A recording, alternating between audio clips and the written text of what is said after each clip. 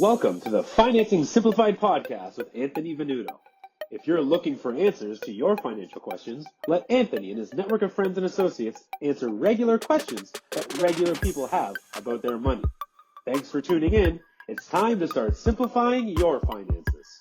Welcome back to another episode of our Financing Simplified podcast, where we're going to be bringing you an exciting content each and every week. And we're keeping with that theme. This week, I have the honor and privilege of sitting down with Michael, who's a real estate agent in Hamilton. Very hot pocket, especially for a lot of investors, first-time home buyers, as I think the barrier to entry is really good in some of these pockets. But I'm going to turn it over to Michael. Let him introduce yourself. Tell us a little bit about yourself. Yeah, so my name is Mike Paolini. I am a real estate agent, like you said, in Hamilton, Ontario, the great Hamilton, Ontario. I've only been licensed for about 4.5 years. I've been investing in real estate, however, for about 10 years myself. My background is in sales and finance. I used to work in the corporate CPG industry, that's consumer packaged goods, selling everything you pick up at the grocery store. I got a little bit tired of that, and then I took all that experience in sales and data and analytics, and I brought that to something I was more passionate about, and that is, of course, real estate.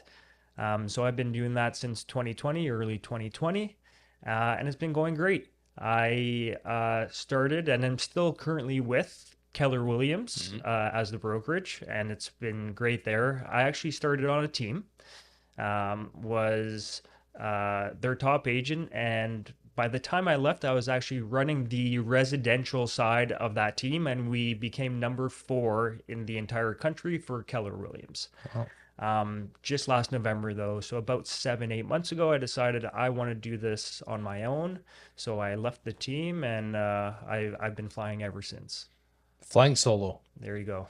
So a lot of interesting stuff that you brought up there. I mean, your experience, obviously, the data, the analytics is really good for people that are looking at the numbers. I think that's something that's, I would say, lacking or not lacking in the industry, depending on where you are. A lot of times it's not present. I think a lot of people are data focused.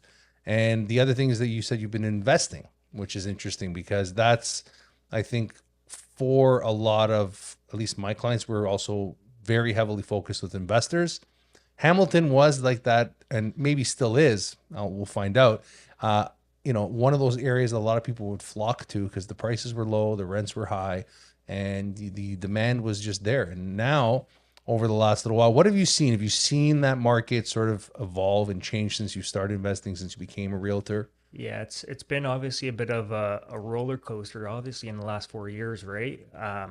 3-4 years ago, my grandma doesn't even speak English. She could have made money on investing, right? The interest rates were really low. You can cash flow on single families in Hamilton. Duplexes are, and were still, a really big deal. Very popular, very lucrative for that, I'll say, beginning novice investor, and that's who I focus on. Mm-hmm. I tend to focus on 1 to 4 units Mm-hmm. before we get into that, commercial financing.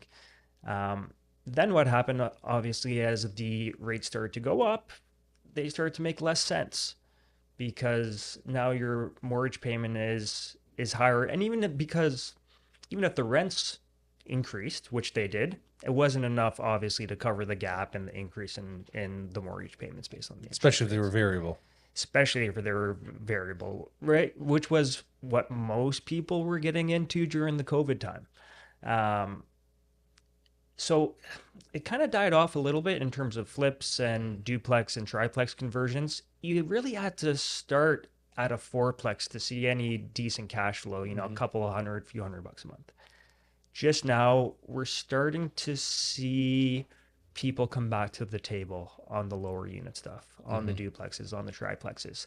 They're still, frankly, not working too well, but I think people are looking at a longer term vision. Okay, what's going to happen in a year, 2 years, 3 years? So they're buying now, they're converting duplexes, triplexes, with the expectation that in a couple years it's going to get back to a healthy cash flow, and obviously all the appreciation that comes with that. It's interesting that you bring that up because I when you talk about the investors, like there's different buckets, right? There's your novice, your first time home investor, then there's the seasoned one, then there's like we call them like the big whales that have multiple properties. And I think a lot of times for the novice investor, we treat the novice investor, they somewhat want to be treated like a first-time home buyer. They're very rate sensitive. They're not looking at the longer term picture of how to evolve that portfolio, how to get that many doors. So it's helping them build that out, that vision, because there's so many ways when it comes to doing that. But you mentioned the multifamily, and that was something that I really find interesting. Whether it doesn't really matter what market you're in, I think that is something that we're seeing a lot more attention towards, is the multifamily, because with the condo market, I find it was great. It was cheap barrier to entry, but you're limited to what you can do within those four walls. Like, you don't have the ability to divvy up the property, separate it, collect additional rent, repurpose the building. There's very little that they can do. So you're finding in I know with Hamilton, a lot of our clients were doing that. They were converting, they were finishing the basement, separate entrance, duplex, triplex, like they were just doing it. Is that something that's sort of really coming back, as you're saying, like you're seeing that? Are clients that you're working with, are they self-financing it, or are they getting financing from their lenders to do that? Because right now, as I said, we've seen like sort of a slowdown with people wanting to refinance, especially if they were some of those individuals that did lock into a fixed rate mortgage. But like you mentioned, most of our investor clients, they did I want to say the Burr method. They would buy, they would want to keep on a variable, less penalty to break. But I think right now, multifamily is the, I guess, the hot topic. What are you feeling right now? That's exactly what I'm seeing. So condos, like you said, they're quite restrictive. One, with, like you said, what you can actually do to them. Two, there's condo fees. So I think anywhere in Southern Ontario, GTA especially, right, Halton and area, you're not cash flowing. Everybody wants cash flow. The first question I ask is, hey, what's your goals? Everyone says cash flow, which I won't get into it, but that's not the whole picture, of course. But no, it is important, especially for that first, second, third time investor. And condos make that very difficult because you're adding an extra, sometimes in Hamilton, $400, $500, $700 a month on top of all your other expenses. It makes it very difficult. So yeah, I'm seeing absolutely people gravitating more towards the 2, 3, 4 unit properties as they're starting out in real estate. That's partly because Hamilton is very much a freehold market, right? I'd say it's 80-90% freehold. It's not like downtown Toronto. There's very few condo buildings, especially large condo buildings. They're just starting to get approved. They're just starting to be built. Historically, in downtown Hamilton, there was a limit on the number of stories you could go up. First, it was 8 stories high, then 14 stories high. That's not very big, especially if you compare it to Mississauga, Toronto, Vaughan, etc. Now we're past that, but we're just starting to see those condos being built.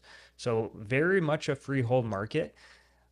Also houses that were originally built to make these duplexes, triplexes quite easy because they all have separate side entrances.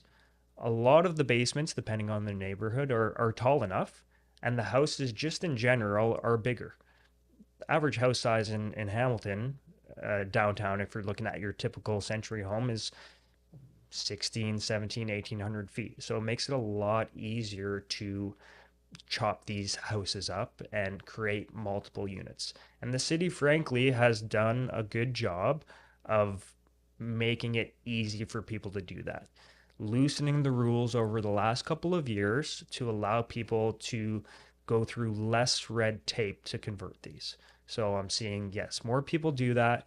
It's case by case on where they're getting the money, and if they're just buying it turnkey or converting it themselves. Money's expensive right now. It's getting a little bit cheaper. So I'm seeing a lot of people just buy the already converted ones and pay a premium on that, but they don't have to deal with, private loans or anything like that. Yeah. No, definitely, because I see with what's happening, like in a lot of the municipalities, they're upzoning to try and allow more density, right? And that's a push in the right direction.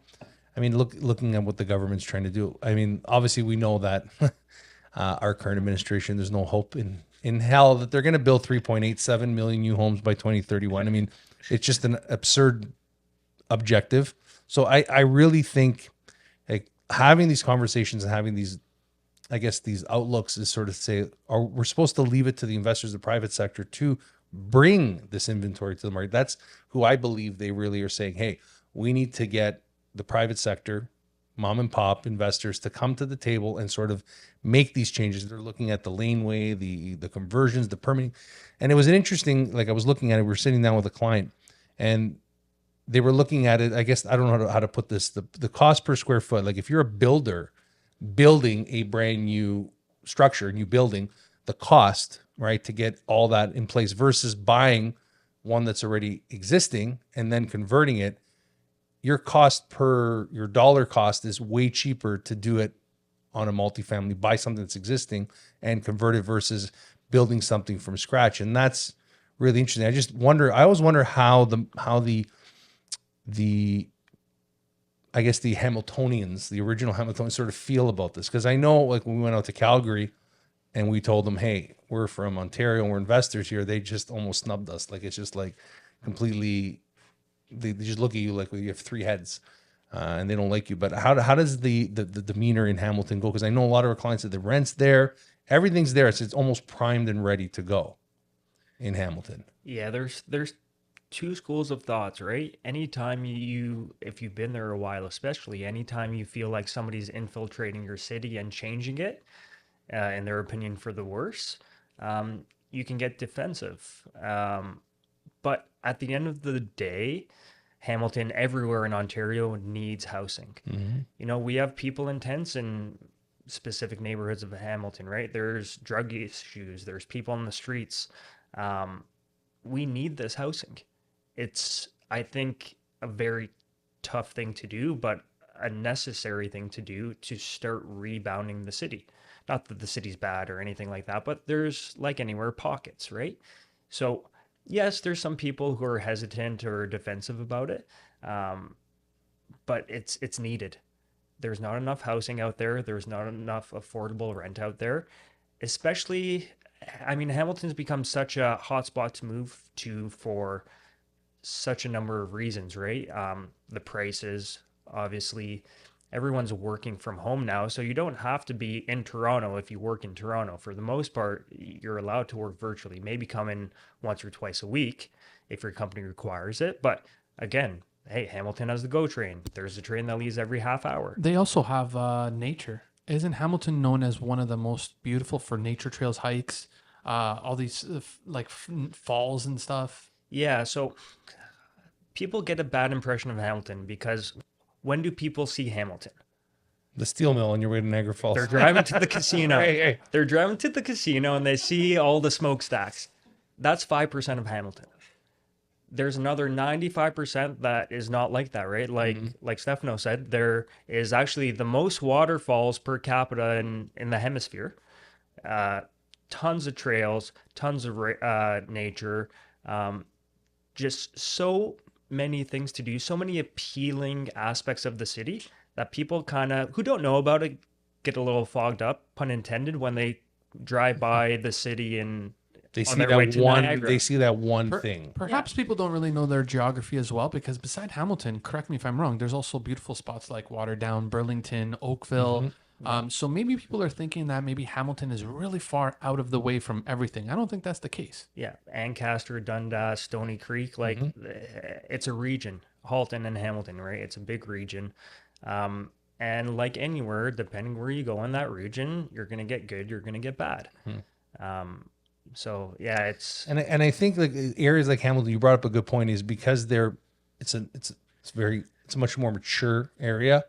You're actually going to get, like, for those viewers I said, like, that are looking at their bang for buck, you're going to get potentially more square footage as a property, just not the sense of the home, but the lot generally are a lot larger or more diverse than a little shoebox that you're going to get in some of these areas in Toronto. Like, trust me, it's just insane to see the further south, east, west, north of the city that you go, what you're actually able to take on. And with a lot of people that are looking at and it's more favorable, but a lot of buyers that are maybe looking at saying, I'm going to buy a house and I'm going to be able to rent out my basement so I can subsidize some of these higher mortgage costs and be able to sort of float, or at least stay afloat on my personal mortgage. But the problem is, right, Mike, tell me if I'm wrong. Hamilton, their homes, it looks to me that it always you need to invest money to upgrade it. Is that true? You don't they're- like the character of Hamilton? What's wrong? they're a little aged. So that's why it's definitely an investment haven. But what about those people that are looking for the turnkey ready? Is Hamilton very turnkey ready? It's case by case, right? So if you're new to Hamilton, I'll describe it as simply as I can. You can divide Hamilton, the city, not the region, into two parts. There's downtown and the mountain. Downtown, the average house is probably built in the 1920s. So they're 100-year-old houses downtown. On the mountain, those are like more of the 50s, 60s brick bungalows.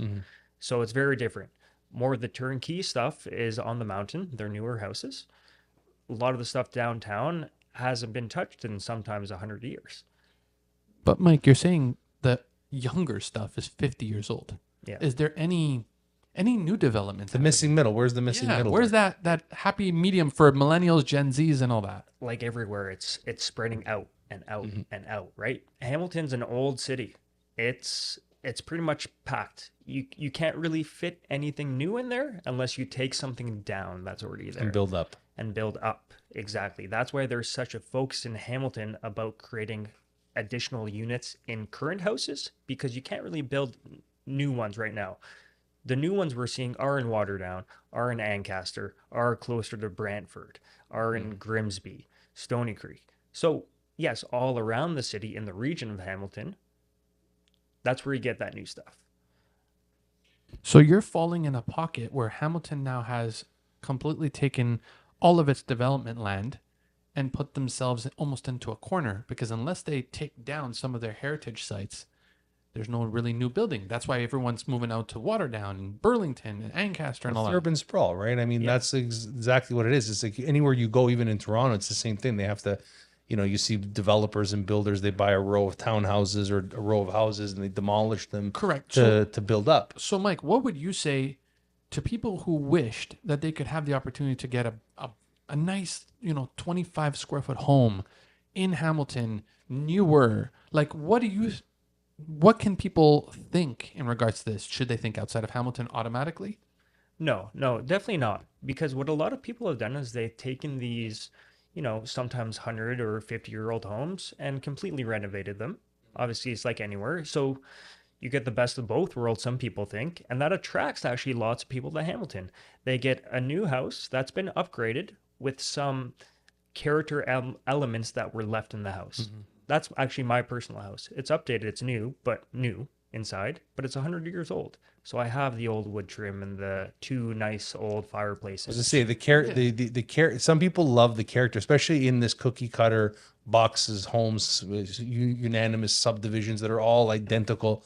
Some people are chasing that different vision, right? And that's what's really beautiful about and speaking of like Hamilton, this is like, if you can explain a lot of these homes, since you're saying they're 100 years old, we have a government that wants to bring in these catalogs of homes, these wartime homes. Would you say that they're like pretty much uniform? What would you say defining the homes? Are they smaller? They, like you mentioned, about 1,600 square feet, but what types of, they have basements, they have siding, there's stone.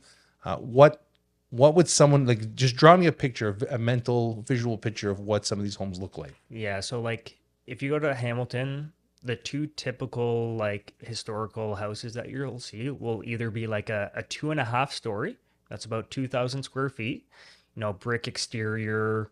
A lot of the times that character is left on the inside. 2,000 square feet, 2.5 stories. And then there's another, I'll say, sector of older homes in Hamilton that's a little bit smaller. So 1.5 story to 2 story, maybe around 1,500 square feet. But again, good size, really functional layouts, mostly brick exteriors or a brick and siding mix. Good lot. Good lots, like the average lot in Hamilton, I'll say is 40 by 100, 35 by 100. So I get these. A lot of my clients, especially during COVID, were coming from downtown Toronto, and they're shocked. They go, "Wait, You're telling me I can sell my 2-bedroom shoebox, as you put it, Anthony, condo in Toronto for 750, and then get a 2,000 square foot house with parking and a 35-foot lot with a backyard next to the park and the GO train station, etc. Their minds are blown. So I'm not forcing or encouraging everybody to move to Hamilton, but there's definitely a specific type of person who it will improve their lifestyle tenfold versus what they're doing now. You know, people that are having kids, if you're in a small condo, you're gonna have 1 kid, 2 kid, 3 kids. That's gonna stop working for you at some point. Well, you can only raise a certain amount of people within a condo shoebox in Toronto as opposed to a home. And that's what we were saying at the beginning. We were talking about the bang for the buck, is that ability to find something that you can actually maybe grow into, or starting your journey off. And I think that's sort of, and this is my opinion, as we continue to bring new people into Canada, culturally, their background, their family formations, what they're thinking, it's changing. I mean, and we're sort of seeing that, like a lot of our clients that we're working with, even if they're first-time home buyers, if they're single, condo suits their lifestyle. But the minute they're married, planning a family, they're not thinking about they're saying, I need a townhouse, I need a semi, I need a single family residential home, not a condo. And that is where a lot of people are starting to, we always say drive to qualify, but they're looking at quality of life. And I think if you're saying, like Stefan was saying, or you were saying about the waterfalls, and you're saying about all the nature, if that is that type of person, there's a lot of room to grow. And I think we have to get out of the fact that, yeah, Toronto is Toronto, but what you're getting for the price, it's sometimes not worth it. It's just actually it's not worth it, affordability wise. What about Mike? If somebody came to you and said, Mike, what's your farming area? What would you say is your focus, your pivotal position right now? So in terms of geography, it's city of Hamilton and Burlington. I know the entire city. It's not a huge city. I know it very well. I live there. I've been working there for many years. I grew up in Oakville, Burlington, so I know it very well. Geography, Hamilton, Burlington, anything you want to do there, I'll know the area. And how far outwards do you expand to? It depends. With my investors, some of them are starting to reach as far as, St. Catharines and Welland now, because the prices in Hamilton are starting to go up. And, it's that sprawl, like you said. Okay, where's the next cheapest place with, the resources and amenities that you're looking for when you're investing in a city, right? You want, restaurants and highways and airports and all the typical stuff that you should look for as an investor. How are the rents? And then you just move on to the next cheapest place. Right now, that's Brantford, St. Catharines, Welland, because you can get the same product as Hamilton for a lot cheaper. And the rents aren't actually that far behind what Hamilton is. Interesting. Because we used to go to Hamilton all the time. We used to go to Hess Village. Like, So did I. Hess Village was like where you went. It was all the bars. It seemed like a really good nightlife. Is it still as good as I remember it to be? It depends how you describe good. Depends how you remember it. Yeah, I remember it's very vivacious and clean. Still the same way. Okay. Hess Village is still good, right? It attracts a lot of the students still because we have university and college in Hamilton. But yeah, it's the same, I would think, as when you guys were going, right? There's a ton of bars and clubs and restaurants, and there's no cars really allowed after a certain time. So it's just, it's fun. So what about the smaller costs that people might consider, such as property tax, car insurance? Is there any benefit to going to Hamilton in regards to those aspects? So it's funny you mentioned that. Taxes in Hamilton as a rate are very high. They're higher than Burlington and Oakville as a percentage. It's based on property home value. But so the taxes in Hamilton are actually quite high. But in terms of, I'd say, overall living expenses, everything's much closer, so you're not using as much gas. I always say, Hamilton, you're 12 minutes away from anything. You can be on one side of the city. To get to the other, it's 12, 15 minutes. In Toronto, sometimes it's an hour and a half, and you're still in Toronto, right? Toronto's 2 hours from Toronto. Yeah, exactly. So yeah, you save a lot on other areas. Gas, just food in general is cheaper. You're not paying $20 cover to get into the bar and then another $20 for a cocktail. It's Smaller community feel, more yeah, basically what I'm getting from what you're saying. it's a mix. For me, it's a perfect mix, and that's why I live there. You get everything that Toronto offers in terms of the lifestyle and the bars and the great restaurants and the concerts and all that, but you also leave a lot of that stress behind. So for me though, I have to ask, you came into this industry right in the heart of COVID, which is by far the most terrible time for a realtor. Because very challenging because you don't know. Okay, now all of a sudden I don't need an inspector. I don't have to have my house inspected. I could sell it to anyone without even trying. To now, well, there's parts of COVID. Yeah. What I'm saying is like Correct. there's the initial kickoff, and then that was like for our clients, they were all flocking from condos to homes. It was just like, I need to get out. Like, I need to get out. I need to get out. And they're just looking at like Cambridge, Oshawa, as far out of the city as possible, to meet their lifestyle and just be able Correct. to afford it and also enjoy life, like you're saying. this was at the peak of COVID. Is at the peak, and then there was there's the first half and the second half. Then the second half was madness. The second half. So, Mike, my question to you is, how did you change your mindset from going into such a crazy, the stability for real estate was terrible to now it seems like it's going towards back to normal bidding wars. Maybe the prices are starting to incrementally go up, but not $100,000 over asking. So, how have you adjusted yourself in that aspect? As a mortgage broker, as a realtor, have to change our negotiations, change our ways of doing business, change our processes as the market changes. And we have to do it quickly because the market changes quickly. So, like you said, during COVID, it was just mayhem, right? It was working 12 hours a day. It was going firm on houses. So I know, Anthony, you were probably working on trying to figure out, okay, can this client go firm on a house? We're back to, at least in my market, what I'm seeing now, a healthy market. That's how I describe the current market. It's healthy. Yes, there's multiple offers on houses, especially the turnkey houses. Those are always the ones that go, the quickest. But I'm seeing 3, 4, 5 offers, not 20, not 25. My record is 76 offers on a house. Spoiler alert, I didn't get it. No, I mean, when there's 76 other offers on the property, your chance.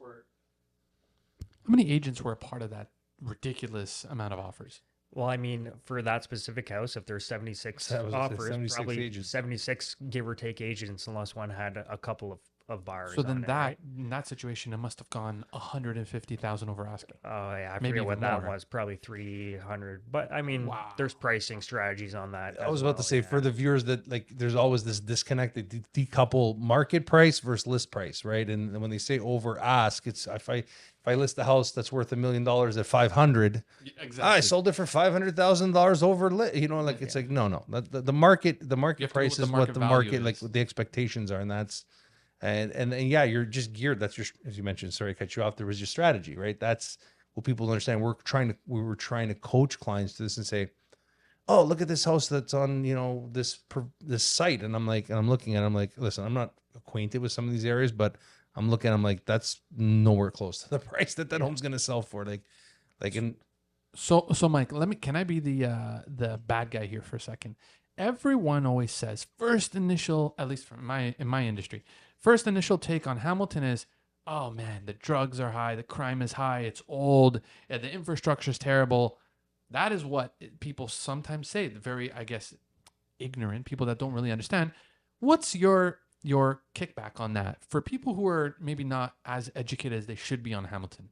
Yeah, and I mean, I wouldn't live there if that was really the case, right?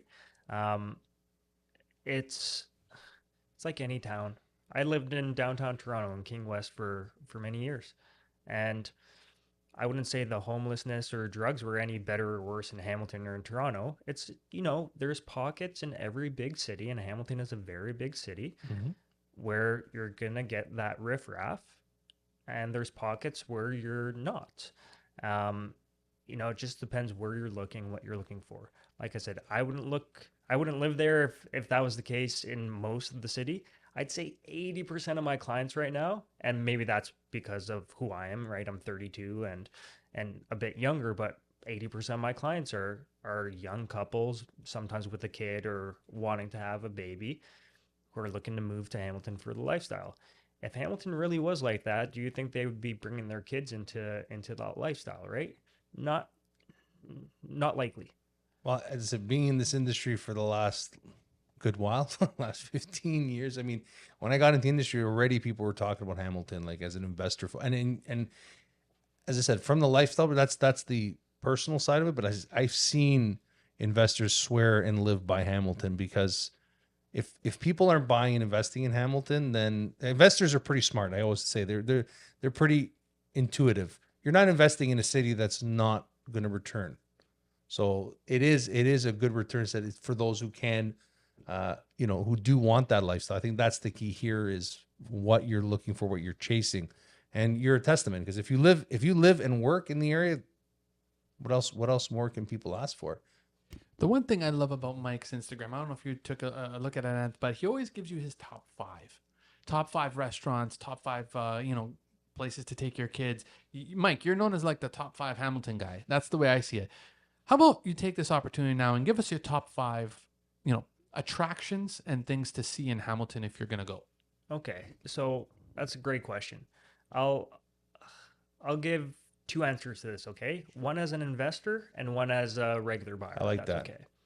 So as an investor, if I'm looking at Hamilton, what I like about it is the multiple GO train lines and stations that will take you Oakville, Niagara, Toronto within an hour. I like the fact that there's not one but two universities, right? There's McMaster and there's Mohawk. I like the fact that there is 7 hospitals in Hamilton. It's pretty much the hospital hub of Ontario. A lot of nurses, a lot of doctors, a lot of healthcare workers are living there. As an investor, I'm on number 4, by the way, for If you're people following who lost along, track. Yeah, 4. I like the high rents of Hamilton. You're getting not Toronto rents, but you're getting good rents, especially in terms of what you're paying for the house. And that will be my last number 5 is the prices of the houses. Obviously, they've gotten up there. The average price now in Hamilton is, I have it here. This is May 2024. Average is about 800, 814. wow. Median is 750. So it's getting up there. We're not quite at the million yet, but it's higher. But still, when you're comparing that to other markets in the GTA, it's very appealing. In terms of a top 5 for like just a regular buyer or visitor to Hamilton, it really depends. I'd say go check out my Instagram, and if you like restaurants, I have a lot of restaurant top 5s. If you like nature, I have nature top 5s. If you like activities, I have activity top 5s, right? Whether it's movie theaters or festivals or anything like that. So there's there's too many, I guess, to narrow it down to top 5. But So there's a lot to like. in the same vein there, if let's say you're listening to this podcast and you're thinking about investing in Hamilton, what advice would you give to the first time, like let's say the client sitting in front of you, your first time, hey Mike, I want to invest in Hamilton. What should I be paying attention to when I'm out there shopping for an investment property? It's the same as anywhere, right? First thing is work with you to figure out Well, thank you for the plug. what you're working with, right? Like where you can go with the mortgages. It also depends on the investor's goals, but I'm not looking for anything too much different than anywhere else, right? I want to make sure that the investor's goals are being met. So if they want cash flow, we do all of that before. It's all about due diligence in real estate, right? I want to figure out all the answers to my questions before I get too deep and firmed up on the house. Firmed up meaning, no conditions, you're stuck with it. So is the house structurally solid? If you're going to convert it to a duplex, does it hit all of the criteria that the city requires to be a duplex? Does it have the separate entrance? If not, can you add one? Does it have the ceiling height that Hamilton requires? Does it have the parking that Hamilton requires, right? The amount of parking square footage that Hamilton requires. It's all about the due diligence, getting an inspector in or a contractor in, making sure all the city criteria will be met. Making sure that it's in an area to achieve whatever goal you want. So if you're looking for a student rental, well, okay, is it close to McMaster? Is it close to Mohawk? If you're looking for maybe more of a longer term rental for a doctor or a resident doctor or a nurse, okay, well, is it close to the hospitals instead? So my philosophy and my approach to investing is taking a lot of time to figure out all of the, crossing the T's and dotting the I's before, so that when you do take possession of a house and you do go on offer on a house and hopefully get it, things go much smoother, much more quickly, and there's, less surprises that you might run into, which can cost you money. Yeah, it's interesting you brought that up, because that's sort of like, I know investing in general is a certain mindset, but especially when it comes to geographical regions, there's a lot of things that you pointed to that are exactly what we talk to our clients about, is exactly that. It says, are you geared to students? Because there's certain set of limitations when a lender knows that it's next to a university or a school, and how that's going to be positioned versus, that exclusive rental to the doctors or to nurses, and understanding exactly what you said. What's the building? Is it going to be allowed to be turned into something else? What's the cost? A lot of times people go into this with these, I'm going to do this. And it's like, okay, like, do you know what it's going to cost you? Because we've seen costs go from one point to the another point right now. And how are you going to fund that? Right? Like, how are you going to get the money to do that? Because if you're putting all your eggs in 20% to buy the property as a rental, when and how are you going to convert it? Like, what's the timeline? Think about how long are you planning to keep the property? Another huge thing is, do you want it in your personal name? Do you want it in a corporation? Because you have to look at those components too. A lot of things that people don't think about is people that want to build out a portfolio of properties. They all think, hey, I'm going to put in my personal name. Yeah, I'm going to get a better interest rate. But is it going to limit you, especially as a first-time investor? When I go to buy my primary residence, how is that going to impact me when the lender sees both these mortgages versus one being in a corporation? So a lot of things that they should be talking to, speak to someone like you, Michael, where you can guide them through that process because you've lived it, you've seen them work with those properties, and then understanding the other part of it. Exactly my words. And I think you know what time it is right now. I know what time it is. Let's go. Michael, thank you once again for being on the show, but let our guests know where they can find you. That elusive Instagram page, let our viewers know. We'll be putting in the description box as well, but give us the details, your social details. Yep. So I do most of my business and contacts all through Instagram. You can find me simply at Paolini Properties, Paolini Properties. You can DM me, you can book a meeting with me on there. You can check out all my top 5 videos if you're curious about Hamilton, and reach out to me. I don't care if you're going to buy in Hamilton or not. Maybe you're just curious about the city, or maybe you have some real estate questions. Just let me know. I'm always happy to take some time out of my day and just help people out. That's awesome.